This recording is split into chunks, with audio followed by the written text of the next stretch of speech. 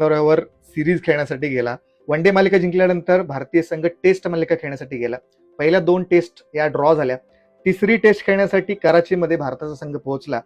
पहिल्यांदा भारताची गोलंदाजी होती आणि ज्यावेळी मैदानामध्ये पाकिस्तानचे दोन्ही ओपनर आले, इम्रान फरत आणि सलमान भट, त्यावेळी पहिली गोलंदाजी करण्यासाठी भारताकडून आलेला होता त्यावेळेचा भारताचा स्टार बॉलर इरफान पठाण. आणि इरफान पठाण त्यावेळी इतकी भारी बॉलिंग करायचा, इतकी जबरदस्त इन स्विंग करायचा की त्याची तुलना आता वासिम अक्रम सोबत सुद्धा होऊ लागली होती.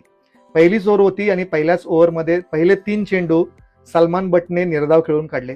चौथा चेंडू इतका स्विंग झाला की सलमान बटच्या बॅटचा कडा घेऊन डायरेक्ट स्लिपमध्ये उभा असलेल्या राहुल द्रविडच्या हातात पोहोचला आणि पहिली विकेट पहिल्याच ओव्हरमध्ये 4थ्या बॉलमध्ये पहिली विकेट मिळाली भारतीय संघाला.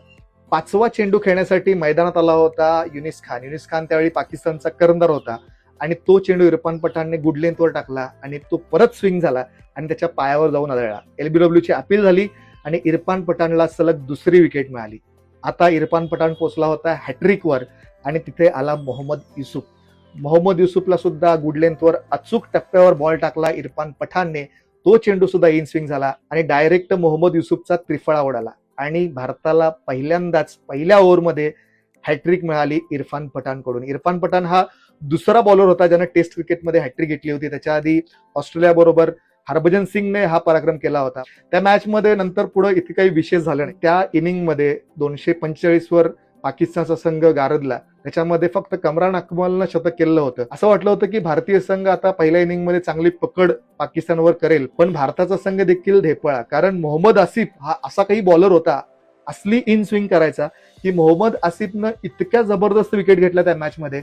पहिल्या इनिंगमध्ये सगळ्यांना त्यानं गार केलं. जवळपास त्यानं 3-4 विकेट्स घेतल्या. भारताचा संघ फक्त 238 धावामध्ये आटोपला. त्यानंतर पाकिस्तानचा संघ ज्यावेळी दुसरी इनिंग खेळण्यासाठी मैदानात आला त्यावेळी त्यांनी धावांचा डोंगर उभारला आणि 599 रन्सवर त्यांनी आपला डाव डिक्लेअर केला. भारताला जिंकण्यासाठी जवळपास 607 रनांचं टार्गेट होतं आणि हे अशक्यप्राय आव्हान होतं. त्यावेळी मग भारतीय संघ परत एकदा बॅटिंग करण्यासाठी मैदानात उतरला. भारताची सुरुवात अगदी नाजूक झाली. मोहम्मद आसिफनं जे काही बॉलिंग केली, त्यानं वीरेंद्र सेहवागला क्लीन बोल्ड केलं, त्यानंतर लक्ष्मणला दुसऱ्या डावातही बोल्ड केलं आणि सचिनला जे काही त्यानं बोल्ड केलं, सचिनला अजिबात तो बॉल समजला नाही.